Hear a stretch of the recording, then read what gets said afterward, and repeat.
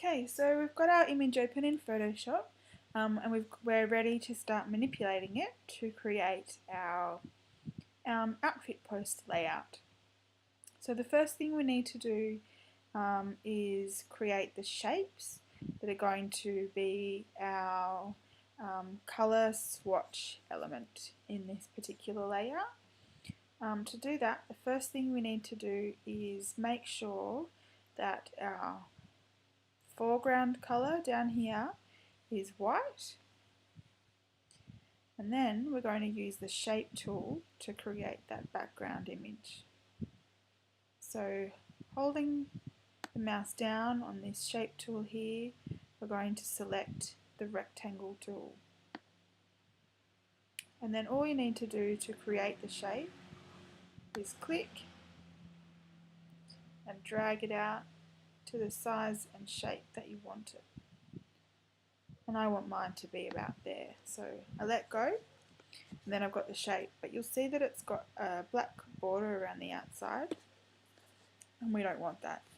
So to get rid of that, what we need to do is right click over here on the shape layer that we've just created and then select rasterize layer, and then no more border.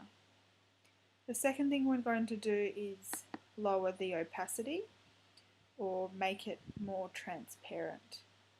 So I'm going to drop this down to about 65%.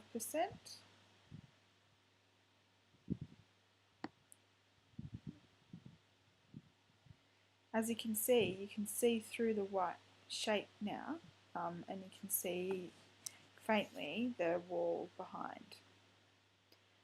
The second thing we're going to do is we're going to create the circles that are going to be used to illustrate the colours that are in the image. So to do that, we're going to select the ellipse tool, switch our foreground colour. Doesn't matter, we're going to change this colour, so you can use any colour you like.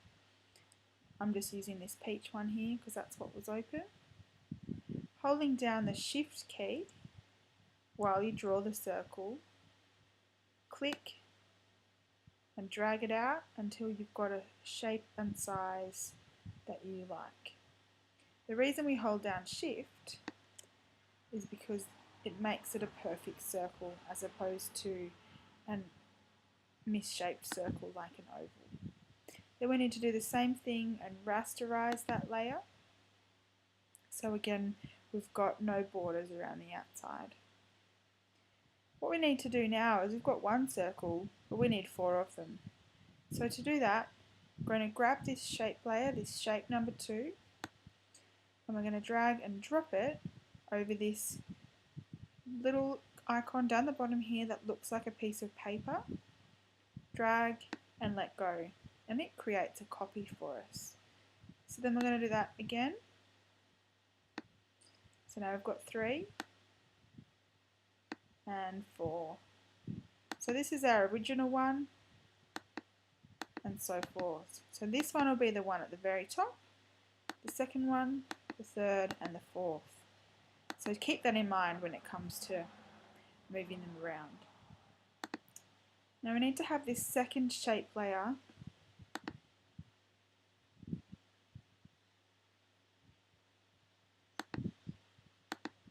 sorry about that. We need to have this second shape layer, shape 2 copy, selected, and then we're going to come over here and select our arrow or selection tool. We're just going to click and drag, and it actually brings out that copy from behind the other one, and we're going to move it down so that it's in line with the other one, but I've got a bit of a space there. And we'll do the same thing again. So shape 2 copy 2, drag it down and keep going until you can see all 4 of your spheres. Then this is completely up to you about how you want them to be spaced and laid out. I like mine to be fairly even.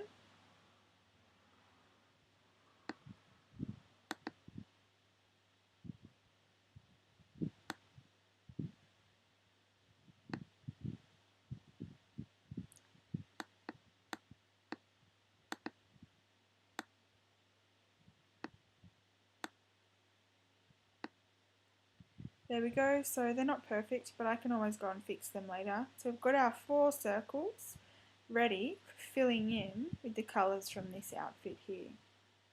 So to start with, we're going to do the top circle. So it's our shape number 2. Hold down the Control or Command button if you're on a Mac and click that layer. What that does is it selects that circle for us so we can come in with our paint bucket tool and fill in that circle. Firstly, we're going to use the eyedropper tool, which is this one up here, and we're going to select one of the colours from Maria's outfit here, or whatever photo you're using, to fill in this circle. So I'm going to start off with this nice dusky blue down the bottom here, and I think this is a good spot to get it from because it's the lighter part. Yep. And so you'll notice when you click that, your foreground colour down here changes to whatever you've had selected. So using our paint bucket tool here, make sure that it's selected and then click inside that selected circle and it changes colour. So go along and do the same thing, so Control, click,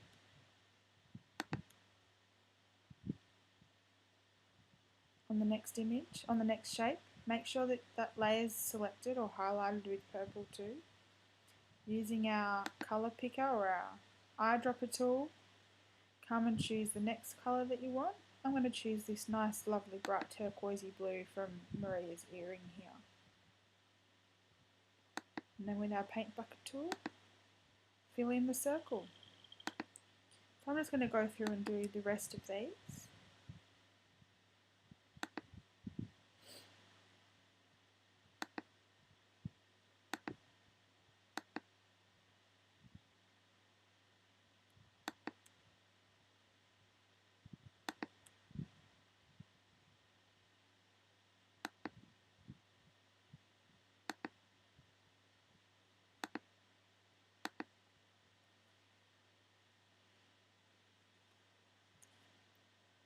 When they're all done, if you go Control or Command D, it will unselect everything and you'll have no more marching ant lines anywhere on the page. Now that looks great, but what I'd like to do is make these circles just stand out a little less and blend in a little bit more with the image. So the way we're going to do that is lower their opacity. So with your top shape layer selected, hold down Shift and click on shape number 2, and then all these layers will be selected. What we can do then is change the opacity of all of them. Now I'm going to drop that down to about 80. So you can just start to see the background image come through and they just stand out a little less. Now you could just leave it there, but what I'm going to do is add some text to this image. I've already decided what font I'm going to use, and I'm going to use this one here called Lithos Pro. I think it fits really well with the style of the image and the idea behind it. So the colour that I'm going to use, I can change that by clicking on this colour box up here. And then I'm going to use a slightly darker version of this really bright turquoisey blue. So I'm going to select it with my colour picker and then go down slightly below it so it's just a bit darker. Has a bit more oomph to it, I think. And I've decided I want my text to be 72 points and I want it to be crisp and centered.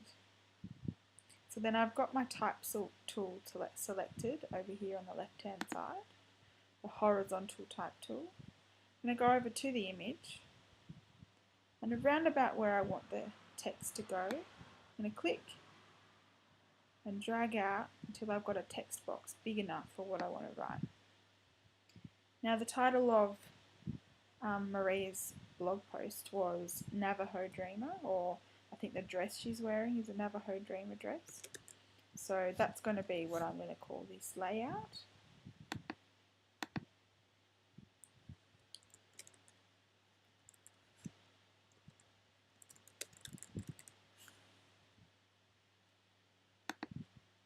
See, I think that looks okay, but what I'm going to do is just to make this text here pop a little bit more, because it is blending in a bit with that blue.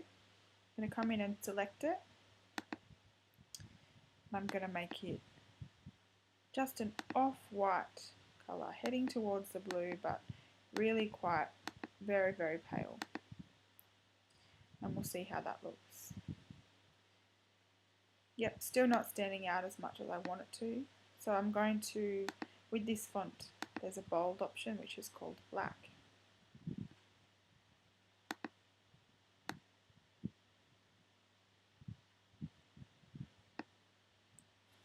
And I think that looks great.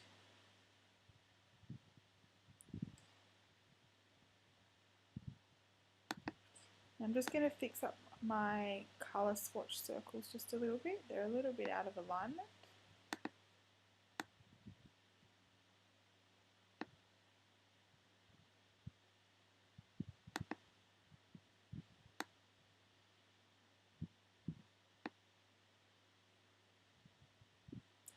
There we go. So now all I need to do is go Save As, select my file type. I always use PNG just because I like the quality. And I'm going to call it Fashion Phaser Color Layout.